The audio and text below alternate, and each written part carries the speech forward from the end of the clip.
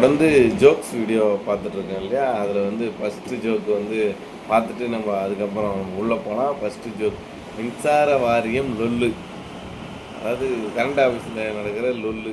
வாடிக்கையாளர், யோ EB office daily night 10 மணிக்கு கரெக்டாக கரண்ட்டு கட் பண்ணுறீங்களே, உங்களுக்கு மனசாட்சியே இல்லையா அப்படின்னு சொல்லிட்டு கேட்குறாங்க.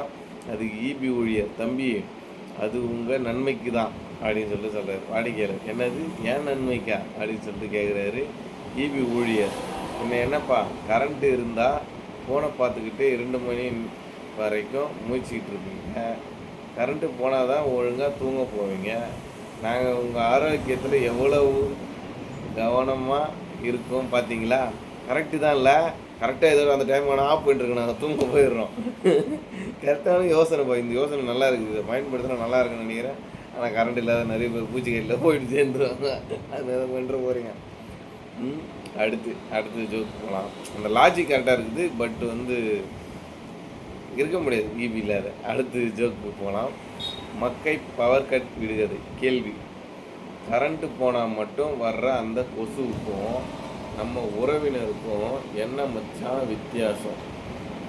கரண்ட்டு போனால் மட்டும் வர்ற அந்த கொசுவுக்கும், கரண்ட்டு போனால் மட்டும் வருதுல அந்த கொசுவுக்கும் நம்ம உறவினருக்கும் என்ன மச்சான் வித்தியாசம் சொல்கிறாங்க. பதில், ரெண்டுமே நம்ம கஷ்டத்தில் இருட்டை பார்த்து உட்காந்துருக்கும்போது தான் கரெக்டாக வந்து காதுகிட்ட கத்த ஆரம்பிக்கும். ஓஹோ, கரெக்டாக வந்து காதுகிட்ட உட்காந்து கத்த ஆரம்பிக்கணும். அடுத்த ஜோக் பார்க்கலாம். மெழுகுவர்த்தி சோகம். மனைவி, ஏங்க கரண்ட்டு போயிடுச்சு, கடைக்கு போய் 2 மெழுகுவர்த்தி வாங்கிட்டு வாங்க அப்படின்னு சொல்லிட்டு சொல்கிறாங்க. அதுக்கு கணவன், கடைக்கு போய் வந்து இந்தம்மா மெழுகுவர்த்தி அப்படின்னு சொல்லிட்டு கணவன் வந்து சொல்கிறாரு. அதுக்கு கணவனுக்கு மனைவி, ஏங்க மெழுகுவர்த்தியை வாங்கிட்டு வர்றதுக்குள்ளே கரண்ட்டே வந்துருச்சு அப்படின்னு சொல்லிட்டு மனைவி சொல்கிறாங்க. அது கணவன் கடுப்பாகி, பரவாயில்லம்மா பேசாமல் இபி காரனுக்கு ஃபோன் பண்ணி நாங்கள் மெழுகுவர்த்தி வாங்கிட்டோம், கொஞ்சம் நேரம் கரண்ட்டை ஆஃப் பண்ணுங்க சொல்லிவிடுவோமா அப்படின்னு சொல்லி கேட்குறது. நீங்கள் மெழுகுவர்த்தி வாங்கியிருந்தா கரண்ட் ஆஃப் பண்ண சொல்லணுமா, என்னங்க நியாயம். சரி, அடுத்த ஜோக் போனால். காலேஜ் ரீஓப்பனிங், அரியர் அலப்பறைகள். ஆசிரியர் கணக்கு. நண்பன் 1, மச்சான் இந்த செமஸ்டரில் எத்தனை அரியர் வச்சிருக்கடா அப்படின்னு சொல்லிட்டு கேட்குறாரு. நண்பன் 2, ஒரே ஒரு அரியர் தான் மச்சான் அப்படின்னு சொல்லிட்டு நண்பன் 2 சொல்கிறாரு. நண்பன் 1, அடடே நிஜமாவாடா, செம்மடா, என்ன சப்ஜெக்டு? நண்பன் 2, அதுவா, 1ஆம் வருஷத்தில் இருந்து 4ஆம் வருஷம் வரைக்கும் இருக்கிற அனைத்து சப்ஜெக்டுக்கும் சேர்த்து ஒரே பெரிய அரியர்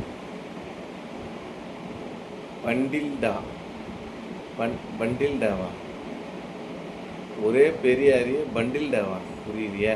இந்த ஜோக் புரியலையா? நீங்கள் உங்களுக்கு புரிஞ்சால் கமெண்டில் போட்டு போங்க. அடுத்த ஜோக் இம்மிடியட்டாக போயிடுவோம். தெரியல நம்மளுக்கு தெரியலன்னா.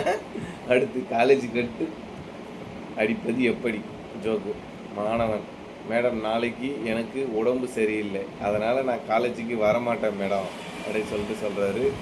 ஸ்டாப், டே நாளைக்கு என்ன ஆக போகுதுன்னு இன்றைக்கே உனக்கு எப்படிரா தெரியும் அப்படின்னு சொல்லிட்டு காலேஜில் ஸ்டாப் கேட்குறாங்க. அதுக்கு மாணவன், நாளைக்கு புது சினிமா படம் ரிலீஸ் ஆக போகுது மேடம், தியேட்டரில் ஃபர்ஸ்ட் ஷோ பார்க்கும்போது கண்டிப்பாக தலையிடி வரும், அதான் முன்னாடியே சொல்லிடுறேன். ஓஹோ, படத்தில் போயிட்டு ஃபஸ்ட் ஷோ பார்க்குறதுக்கு அவருக்கு வந்து தலையில் இடி விழுமா, அதனால் வந்து முன்னாடியே சொல்லிடுறாராம் போகம் இல்லாமல் இருக்கிறதுக்கு. இதோட இந்த வீடியோ முடியுது. தொடர்ந்து சப்போர்ட் கொடுக்குற எல்லாருக்கும் தேங்க்யூ. பை.